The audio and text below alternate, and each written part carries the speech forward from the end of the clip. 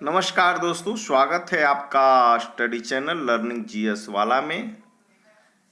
दोस्तों, इस समय हम एनसीईआरटी क्लास 7 हिस्टोरी को कंप्लीट कर रहे हैं। इसी क्रम में आज चैप्टर 6 को कंप्लीट करेंगे। तो चलिए शुरू करते हैं। चैप्टर 6 ईश्वर से अनुराग। चैप्टर 6 का शीर्षक है ईश्वर से अनुराग। तो आपने लोगों को पूजा पाठ करते अथवा भजन कीर्तन या कव्वाली गाते या चुपचाप ईश्वर के नाम का जाप करते हुए देखा होगा। आपने यह भी गौर किया होगा कि उनमें से कुछ तो इतने भाव विभोर हो जाते हैं कि उनकी आंखों में आंसू भर जाते हैं। ईश्वर के प्रति ऐसा प्रेम भाव या गहरी भक्ति उन विभिन्न प्रकार के भक्ति तथा सूफी आंदोलन की देन है। तो ये इस प्रकार की जो आप ऊपर देख रहे हैं भाव विभोर ईश्वर के प्रति पूजा पाठ, ये भजन कीर्तन, ये किसकी देन है? तो ये देन है भक्ति और सूफी आंदोलन की, भक्ति आंदोलन और सूफी आंदोलन की, जिनका 8वीं शताब्दी से उद्भव होने लगा। तो भक्ति और सूफी आंदोलन का उद्भव कब हुआ था? तो 8वीं शताब्दी में। चलिए, परमेश्वर का विचार, अब ये भगवान होते हैं, भगवान में विचार कब आया, भगवान में आस्था कैसे आई, अब इस चीज को आज हम काफी इंटरेस्टिंग है। बड़े बड़े राज्यों के उदय होने से पहले भिन्न भिन्न समूहों के लोग अपने अपने देवी देवताओं की पूजा किया करते थे। जब लोग नगरों के विकास और व्यापार तथा साम्राज्यों के माध्यम से एक साथ आते गए, तब नए नए विचार विकसित होने लगे। यह बात व्यापक रूप से स्वीकार की जाने लगी। सभी जीवधारी अच्छे तथा बुरे कर्म करते हुए जीवन मरण और पुनर्जीवन के अनंत चक्रों से गुजरते हैं। इसी प्रकार यह विचार भी गहरे बैठ गया था कि सभी व्यक्ति जन्म के समय भी एक बराबर नहीं होते। तो अब इस तरह के विचारों का आगमन हुआ, जीवन मरण, पुनर्जन्म, फिर सभी व्यक्ति जन्म के समय से एक बराबर नहीं होते हैं। यह मान्यता कि सामाजिक विशेषाधिकार किसी उच्च परिवार अथवा उच्च जाति में पैदा होने के कारण मिलते हैं, कई पांडित्यपूर्ण ग्रंथों का विषय था।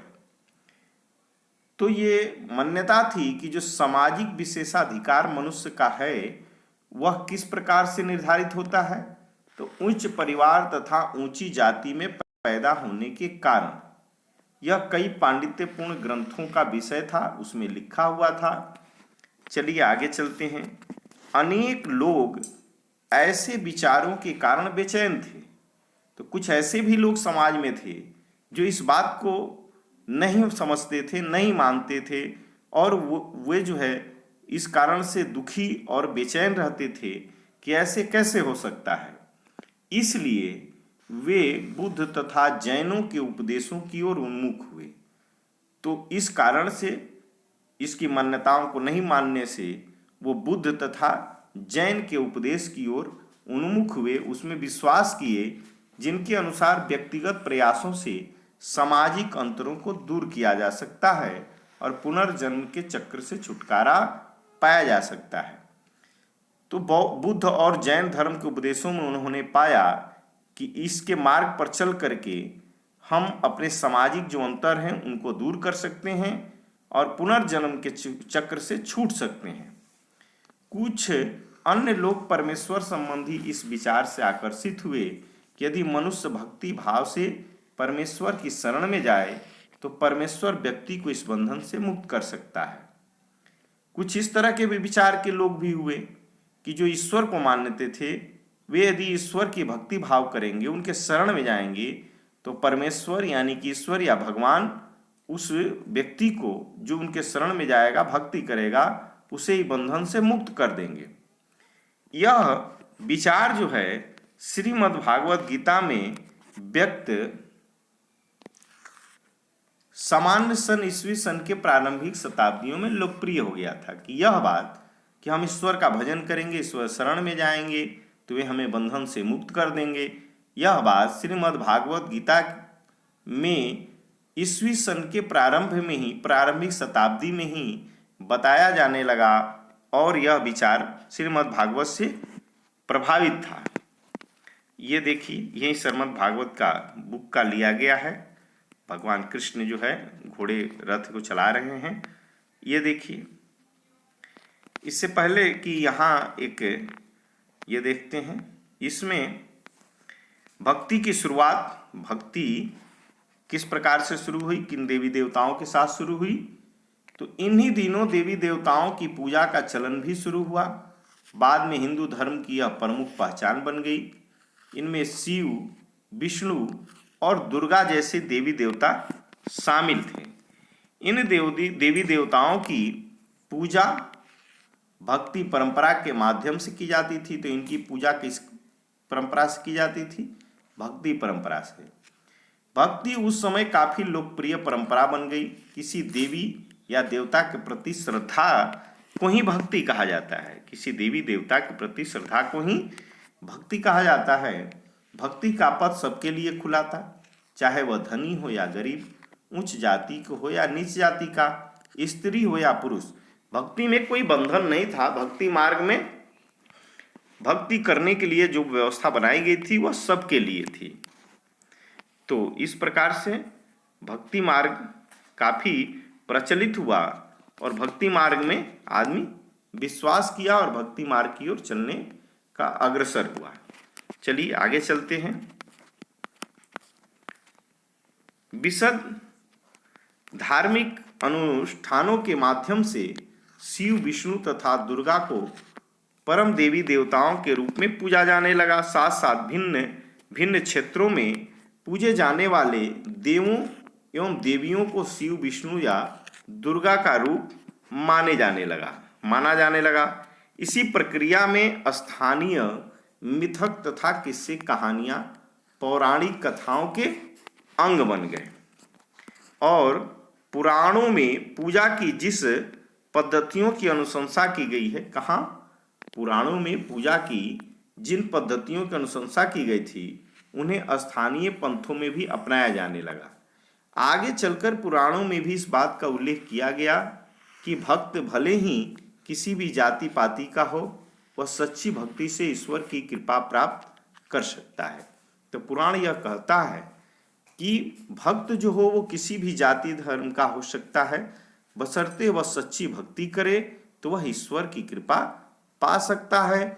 भक्ति की विचारधारा इतनी अधिक लोकप्रिय हो गई कि बौद्धों तथा जैन मतावलंबियों ने भी इस विश्वास को अपना लिया। तो जो भक्ति का मार्ग था वह ऊंच नीच जाति पाति से कोई लेना देना नहीं था। इसलिए जो बौद्ध और जैन में भी विश्वास करते थे वो भी भक्ति मार्ग पर विश्वास किए और उसे अपनाए। अब देखिए, ये दक्षिण भारत में भक्ति का नया प्रकार शुरू हुआ। किस प्रकार से? नैनार और अलवार के द्वारा। 7वीं से 9वीं शताब्दी के बीच कुछ नए धार्मिक आंदोलनों का प्रादुर्भाव हुआ। इन आंदोलनों का नेतृत्व नैनार शैव संत और अलवार वैष्णव संतों ने किया। तो नैनार और अलवार संतों ने 7वीं से 9वीं शताब्दियों के बीच, कब से? 7वीं से 9वीं शताब्दी के बीच ये आंदोलन किए। शैव संत जो थे वो नैनार कहलाते थे और वैष्णव जो संत थे वो अलवार कहलाते थे। ये संत सभी जातियों के थे।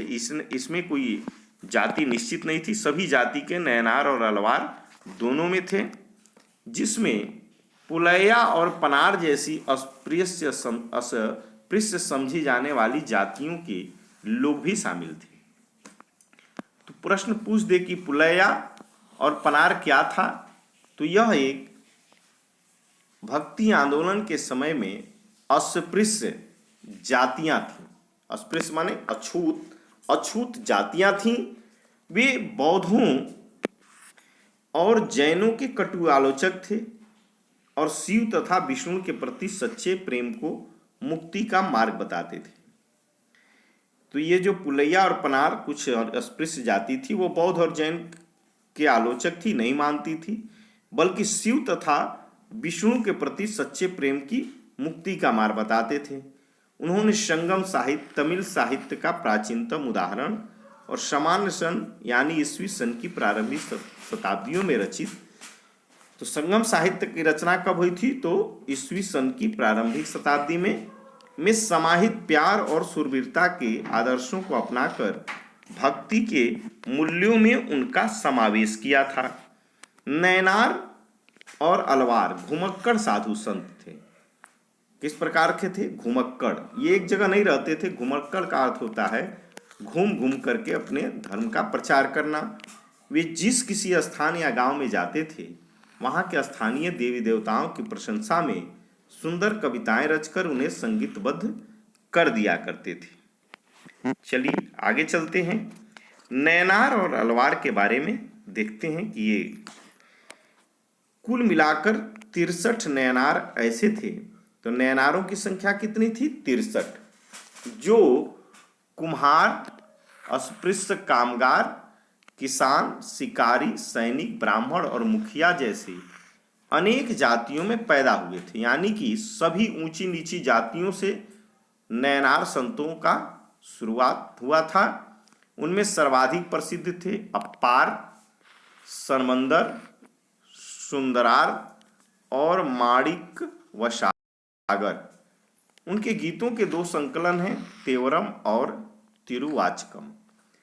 तो ये यहाँ से इन संतों का थोड़ा नाम याद रखिएगा। पूछ देगा कि अप्पार किससे संबंधित थे? तो नैनार से।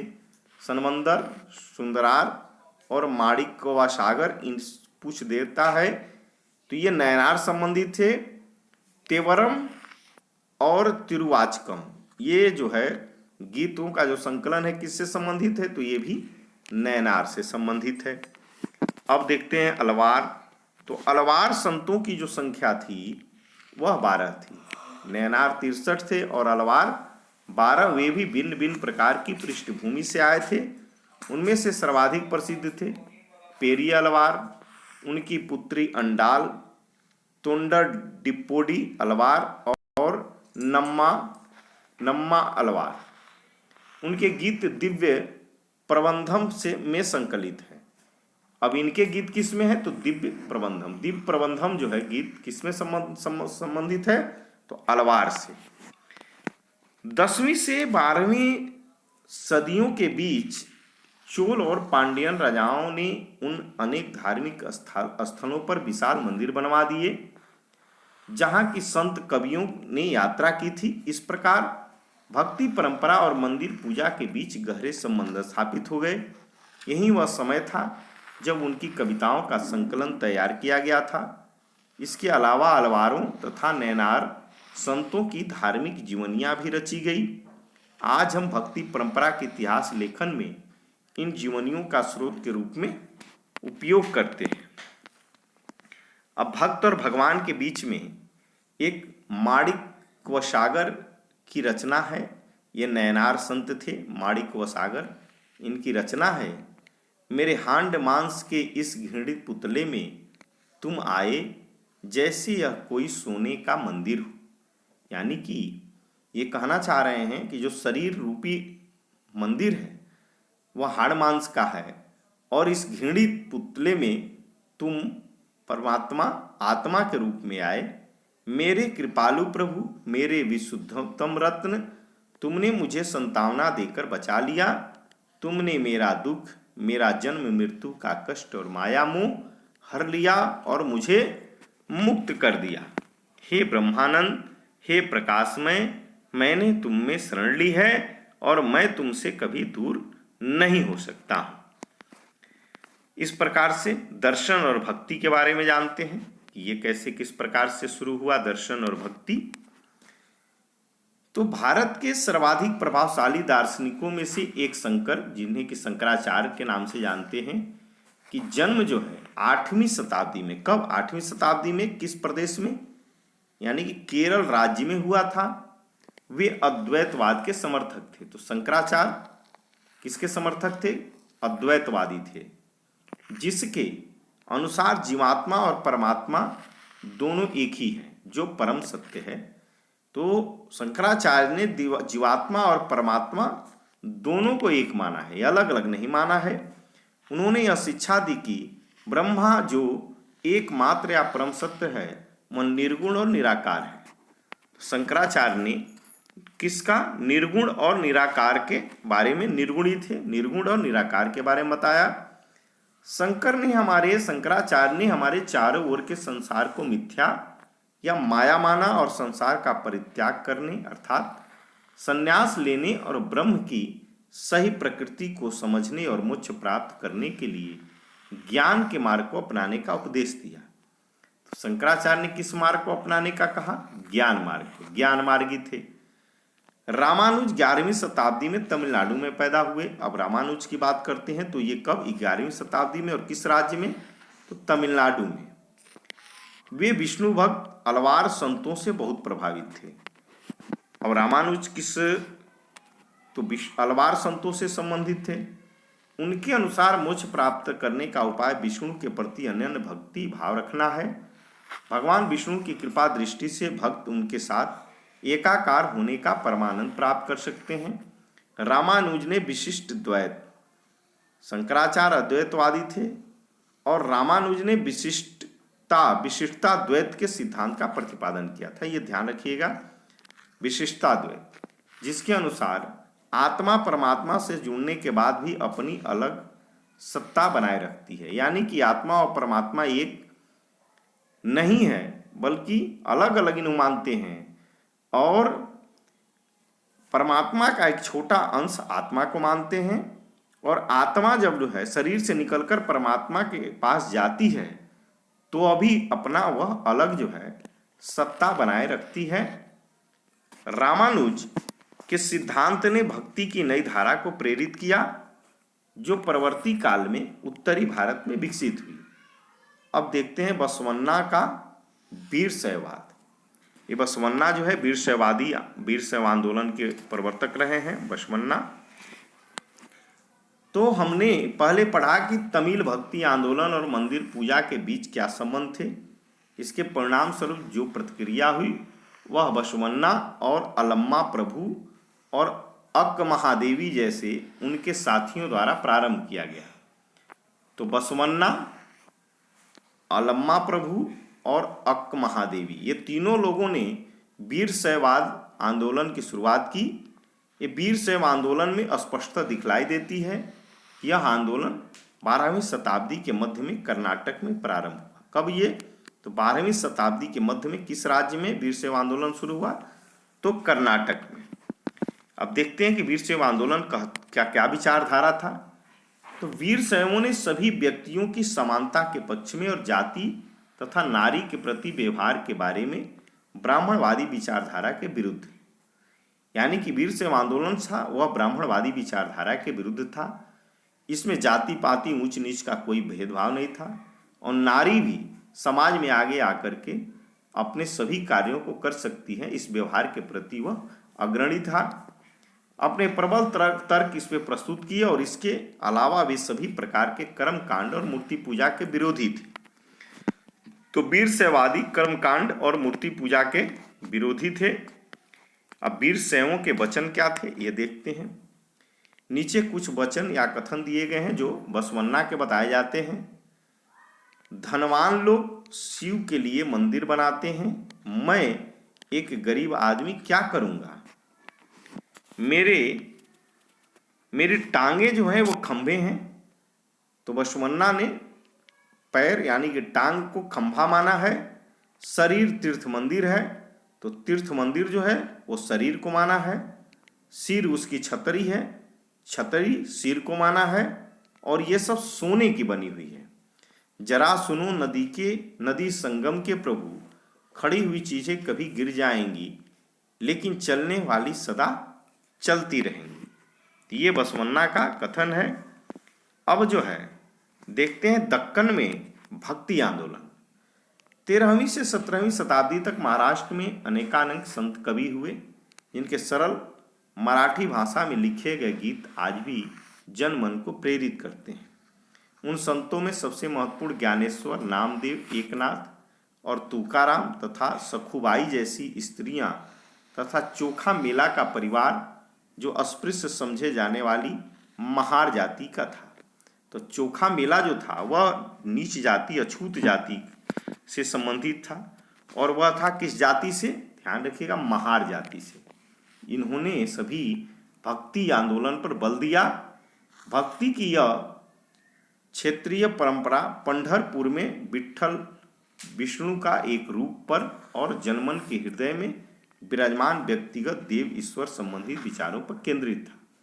तो यहाँ से पूछ देता है कि विट्ठल स्वामी का जो मंदिर है वह किसका है? तो वह विष्णु का है। और कहाँ है?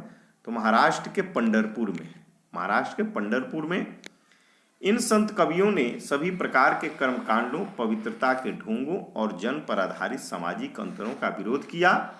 यहाँ तक कि उन्होंने संन्यास के विचार को भी ठुकरा दिया और किसी भी अन्य व्यक्ति की तरह रोजी रोटी कमाते हुए परिवार के साथ रहने और विनम्रता पूर्वक जरूरतमंद साथी व्यक्तियों की सेवा करते हुए जीवन बिताने को अधिक पसंद किया। यानी कि ये लोग व्यक्ति सेवा का जो विट्ठल लोग हैं वो व्यक्ति सेवा को प्रधान माने। उन्होंने इस बात पर बल दिया कि असली भक्ति दूसरे के दुखों को बांट लेना है। इससे एक नए मानवतावादी विचार का उद्भव हुआ। जैसा कि सुप्रसिद्ध गुजराती संत नरसिंह मेहता ने कहा था, वैष्णव जन तो तेने कहिए पीर पराई जान रे। तो ये जो वैष्णव जन तो तेने कहिए पीर पराई जान रे, यह किसकी युक्ति है? पूछ देता है। तो गुजराती संत नरसिंह मेहता ने इस बात को कहा था। अब जो है सामाजिक व्यवस्था पर प्रश्न चिन्ह, ये संत तुकाराम जी का जो उस समय का सामाजिक व्यवस्था था उस पर प्रश्न चिन्ह था। तो ये क्या कहते हैं? संत तुकाराम का एक अभंग मराठी भक्ति गीत है। जो दुन दुखियों पीड़ितों को अपना समझता है वही संत है। दुन दुखी पीड़ित को जो अपना समझे वह संत है, ये तुकाराम जी का कहना है। क्योंकि ईश्वर उसके साथ है, वह हर एक परित्यक्त व्यक्ति को अपने दिल से लगाए रखता है। वह एक दास के साथ भी अपने पुत्र जैसा व्यवहार करता है। तुकाराम का कहना है, मैं यह कहते कहते कभी नहीं थकूंगा, ऐसा व्यक्ति स्वयं ईश्वर है।